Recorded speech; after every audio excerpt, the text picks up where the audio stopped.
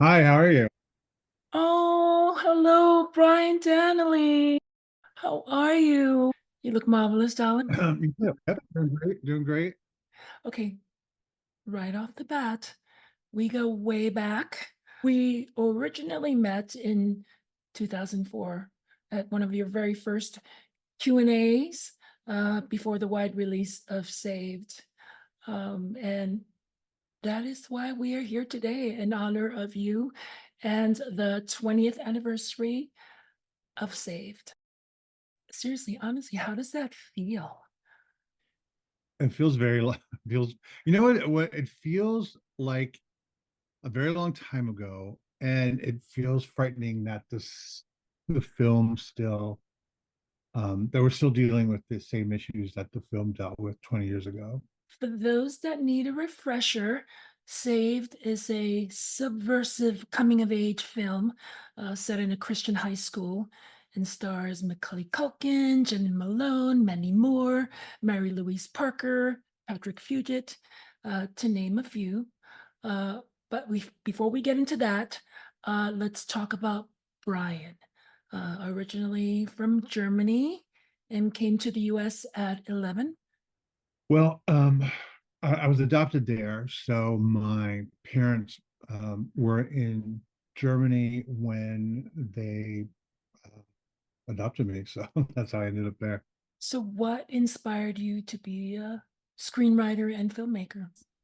Think looking back when I was a kid, I'd done puppet shows, I directed all the plays, I was always a part of it. I just didn't know that being a director was an option. And then when I was back in the States and I was in undergrad, I took a film class, and uh it freaked me out. I went from being vice president of my class to failing out of school because I loved it so much and I didn't know how I was going to do it. And then that's where I started. So I started making. I dropped out of school for like a year, I think, and then I came back and I started making films then. How did Saved come into fruition? And for the record, one of the producers is a rock royalty, Michael Stipe from REM, Holy Buckets. Uh, Also, he sings a duet, God Only Knows, with Mandy Moore in the soundtrack and at the end credits. So I wanted to mention that because it's super cool. You know what's weird? Yesterday, or day before yesterday, my friend Gretchen Bonaducci was in. She lives in Arizona now, and Joseph Arthur was there performing, and so he performed "In the Sun," which is a song that we use for the montage sequence, and I was able to thank him. I said, "Oh my God, please thank him. I'm so glad that he was able to use the song is so perfect." Blah blah blah, and it was really nice to connect with him a little after 20 years, because Michael really set that up. But it was such a great song. Okay, little bit more time jumping. So more recently, you executive produced a reboot of Queer as Folk for Peacock. Uh, you directed for the Ben Stiller produced In the Dark, Wes Craven's Scream on MTV.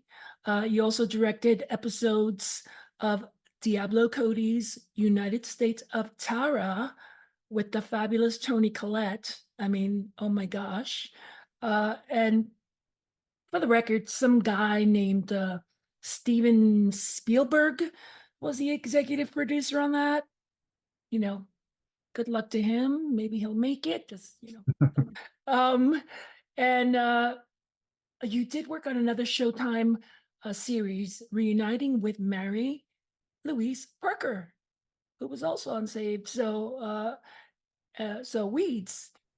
Say Weeds was my first TV show, and it was a total fluke that we both did the shows together. Oh, it wasn't planned that way. I mean, we were really excited, but it wasn't planned. Wow, that's like kismet, huh? So do you ever wake up and pinch yourself not only for your accomplishments but for your endurance? What is the biggest or most proudest accomplishments thus far?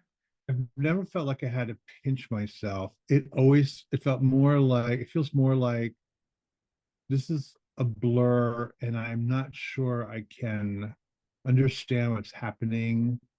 Um, but I think this is good. I think maybe I think a big moment for me that I did recognize was when the New York Times did like a 3-page article on my writing partner and I in the movie, and that felt like, that's pretty good. And then, oh yeah, the other thing was, which did feel good, was, you know how Out Magazine does like Out 100 every year. So I was one of Out 100. Um, but I used a picture that didn't look like me, so I don't think anyone knew it was me, but I really did. I was really glad to be in it. I will try not to get emotional, but I feel like we've come kind of full circle here. When we met 20 years ago, this past month, uh, a younger version of me stood up from the front row to thank you for the film, for Saved, and I thank you again. Creativity and what we put out into the world matters. It should have the means to go beyond entertaining people. It should educate and change outlooks and opinions, set ablaze with inspiration, and you gave that to me.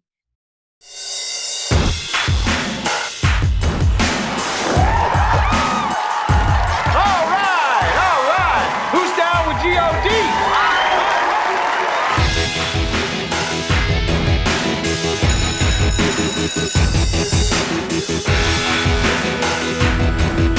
I know what you're looking at, Mary.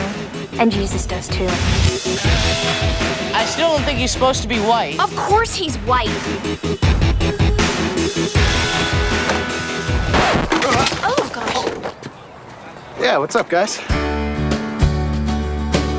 So, scared of being seen with a cripple. Are you playing footsies with me? Wheelies. Do you want to go out sometime? I'm like totally adorable. I'm not dating right now. What about tomorrow night? You be dating then? Is it possible Jesus might need us to do his will by, not waiting? I'm concerned about Mary, and I think that you can help her. I mean, like Shooter. No, I was thinking of something a little less gangster. You are backsliding into the flames of hell. You're performing an exorcism? Yes, we are. I am filled with Christ's love. You didn't tell me Pastor Skip was so nice. Mom, let's shake it, Skip.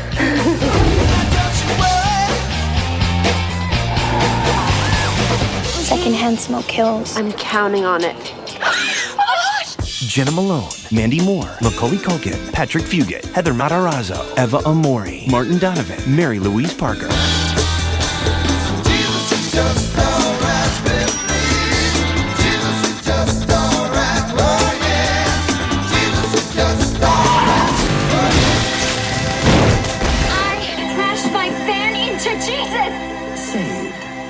I could relate because I was one of those kids.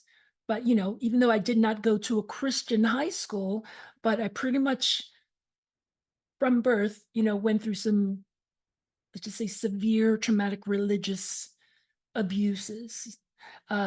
It's, too extreme to talk about here, but all I will say is that, it was in the time of satanic panic in the 1970s. So, this film is marketed as a Black comedy, and normally anything or any film or anything having to do with, like religion or whatever, it would make me like run in the other direction. But because, it had all these cool youngins, I was there. There's a lot of cool stuff and cool elements in it, like a girl gang for Jesus called the Christian Jewels, led by Hilary Faye, played by Mandy Moore. How was that experience working with her at that age? With Mandy, Mandy was great. Mandy came in at the last minute. Heather Matarazzo called her up because we had the person that was originally there dropped out, and so Heather sent the script to Mandy, and Mandy read it and was willing to do it. Thank God. And I think when she came on, I remember the first table read, everybody was super nervous about her because she had just done Walk to Remember and they weren't sure. I was 1000% confident that she was perfect, like no doubt in my mind. But the people weren't sure. And then after the table read, she was so good, people were on board. Like, and the other thing I remember is that I think she was nervous because we had that one scene where there's a scene in the gym where everyone's running around and she's like, I can see her pad. Yes. And I know she was very like, ugh. I don't think she wanted to do it. And thank God she did. And she was open, but it was like a big departure from her. She had this very wholesome, yes. wholesome, and she's still, I mean, she's an amazing human. She's still all of those things, but I think she was nervous about, Rightfully so. She's saying she has a hot and it's obvious that you guys muted that on purpose. It's just, My God, the Jew girl speaking in tongues. She's gonna show her boobs. Thank you, Jesus. She's gonna show her boobs.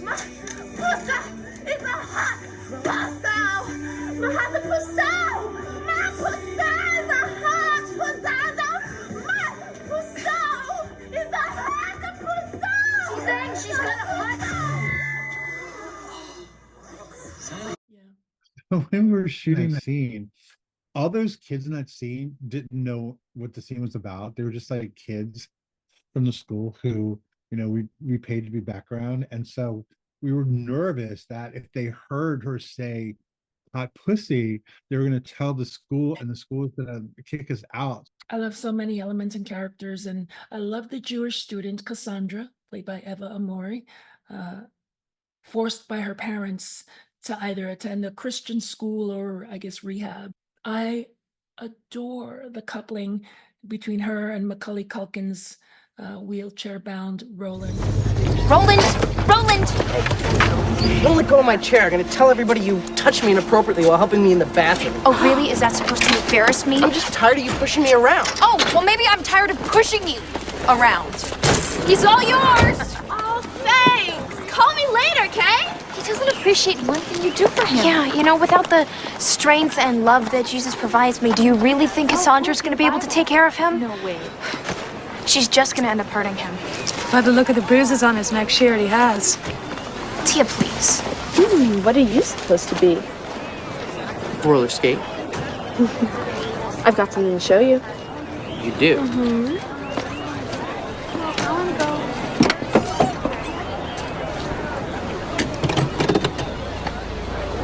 You didn't just do this for the parking permit, did you? Pretty much. I just want to gush about the scenes I love.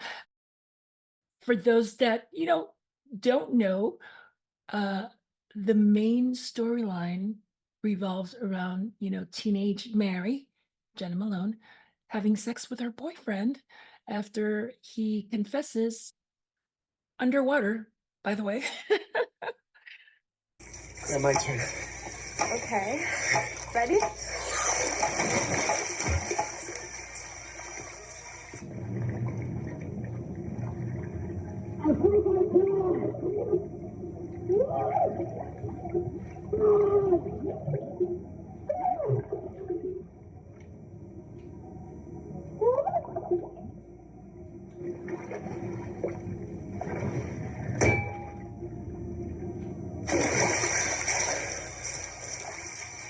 Mary! Maybe it was because I was drowning, or the shock of Dean's confession.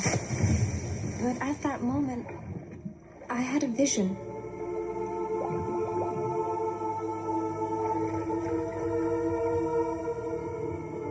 Dean needs you now.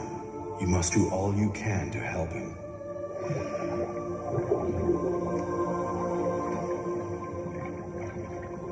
The Hilary Faye character, again, back to Mandy Moore, is that another favorite scene is just her literally hurling a Bible to Jenna Malone's character. She's pretty vulnerable right now, so I'm gonna need you to be extra gentle. I'm going!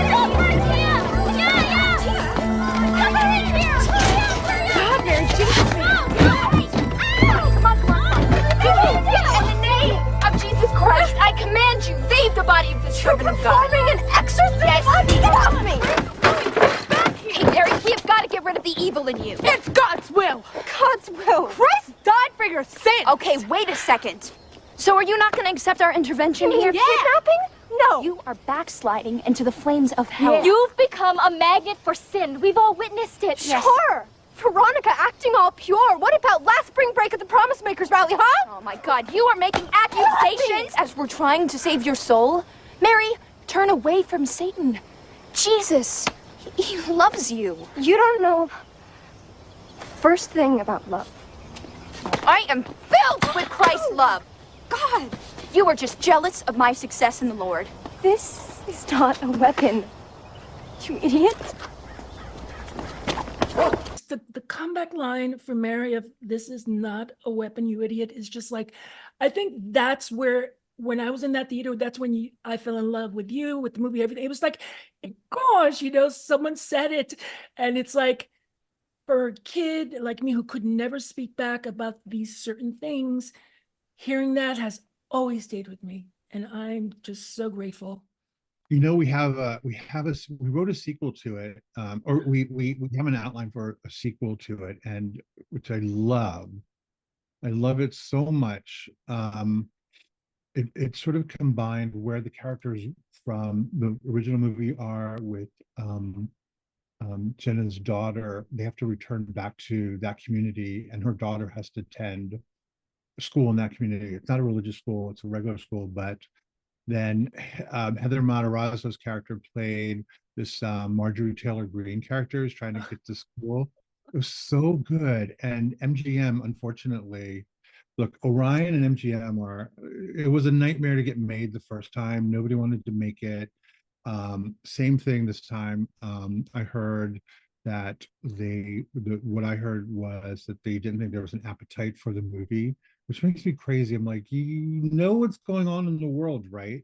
Like, yeah. We don't need to make a big movie. We need to make a little movie that you can put on Amazon. Nobody has to even know we made the movie. So let's have a little bit of fun with this. It's been 20 years since we left those kids. Where are they? Where would they be today? It took a year to come up with that, to really, really understand. It was so hard to come up with a sequel that would be made sense. And for a long time, I didn't really know. It just didn't feel like it was the right time. And I mean, obviously, with everything going on in our country, it is really the right time. It goes back to what I was saying earlier, that we have, as creative people, have a responsibility to a certain degree of what we put out there. It's like, put frivolous bullshit out there, or something that's going to move, like the way you moved me. And I mean, I was thinking about it too. 20 years later, obviously, Mary and Dean have a 20-year-old daughter. But we backloaded it a little bit, so it was more. So it was really it was everyone 17, so we pushed it 20 a little bit, so because we wanted to keep it in the high school, so it just helped to keep everyone. I needed, because Mary has that daughter at the end of the first movie, and so it's that daughter who is now 17 going to school in that same community. But I mean, people leave and come and go, and someone might get an itch over there at Orion or MGM or Amazon to relook at it. But it's tricky when,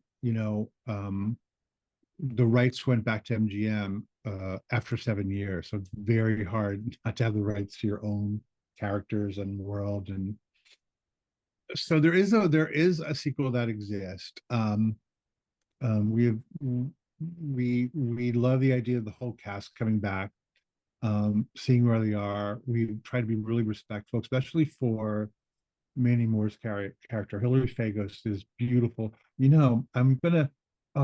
Yes, come on, give me a little tease. Really, the main thrust of the film was Hilary Faye's son comes out as trans, and so they go to. It's so beautiful. So Hilary Faye is now married to she's a cool Christian now. She's cool. She's not like she was, but she's still she married a pastor who has a mega church. They're very open, but the one thing she can't get her head around is having a trans kid. And so it breaks her, and she's able to come back into the school in a way that it gives that character this redemption that I love. You know, she's able to redeem herself from the first. She becomes who she really is, and she loves her kid more than anything else. It's so beautiful. So they're able to go to the prom. What I love now about the kids now is they're so, for the most part, they are awesome. They don't give a shit what your pronouns are. They don't give a shit what their friends, if their friends are struggling with their sexuality or their identity. They don't give a shit. So it's really the whole school comes together and gives like a big fuck you to the administration and the political, and everyone in the school. They all switch. They all wear clothes that aren't of their gender. So it's this big giant prom, and it's so good. Every new generation, discovers the pop culture from the last generation. I hope this video will inspire some of the new kids, to see Saved. So I'm convinced that there's always someone out there that needs to see a reflection of themselves, and as it did to yours truly. So now we're gonna switch gears to one of my segments called Show and Tell. Did you bring a pop culture item to show the class? Then I brought, these are my two. I was like, I don't have anything 80s. What am I going to show? Then I realized that I had this. I haven't even put them up in this place yet. Well, it lights up, but what the hell? What? It's dimensional. I love horror movies, so Nightmare on Elm Street. It's done by this guy named, he does this stuff called Disco Bloodbath, and he makes Oh my them. God, yes, I know He makes him. makes them all himself. I have a friend of mine named Michael Knight who will love that. It's one of my favorite nightmares, so I love that. And then I have another one Yes, show me. that is Friday the 13th with Jason. It's the fourth one, which I think is an amazing one. So you inspired me to get these out because I haven't unpacked them, and I'm going to put them in. I know exactly where I'm going to put them because I wasn't sure where I was going to. Showgirls, you have seen Showgirls, obviously. Oh yeah, many times. The documentary, all of it. Yes. I they have you seen all the documentaries? Of course, you don't They're know so me, good. honey. What is next for you, Brian? Currently, we have a animated series. Right, anyway, it's got Macaulay Culkin in it, Kira Sedgwick, Anna Gasteyer, There's another who one. else? I read. Titona.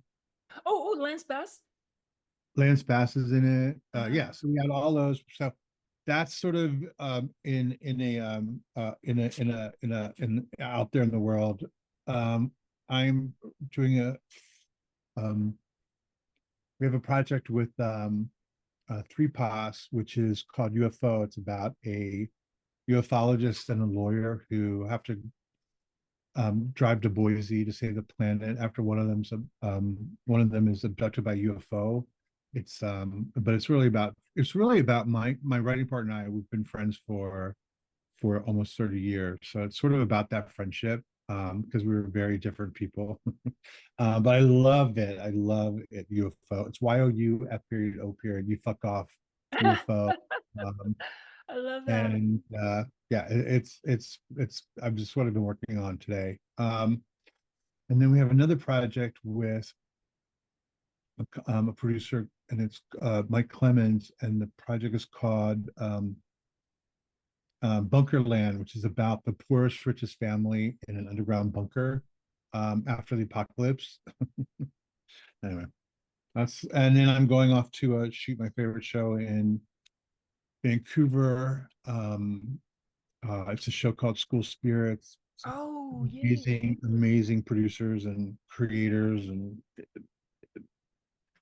Paramount and awesomeness. They're just great. So it's a fun show to do. I'm so excited about going up.